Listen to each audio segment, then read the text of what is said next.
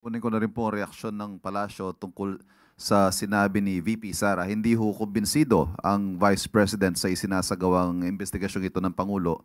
And if I may quote, kung seryoso lang talaga ang Presidente, tapos na yan sa isang araw lang. Matuturo niya lahat na may kagagawa ng corruption sa budget. Pero well, as you can see, parang nanonood tayo ng sarsuela.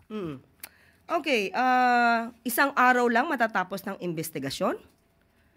That is absolutely preposterous. Ang Pangulong Marcos Jr., hindi po siya nagsasagawa ng investigasyon alatokhang way. Nirerespeto ng Pangulo ang due process, nirerespeto ng Pangulo ang human rights. So kaya po dumadaan ang lahat sa proseso.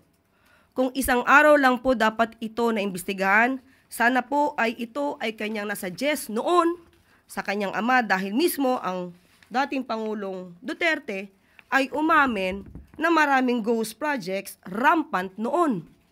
This is November 2020 inilabas. Pero may nasibakbang secretary ng DPWH sa panahon niya. So, muli, ang pag-iimbestigang ito para sa taong bayan, hindi para sa pamumulitika. Ginagawa ito ng Pangulo kahit tatamaan ang kanyang administrasyon.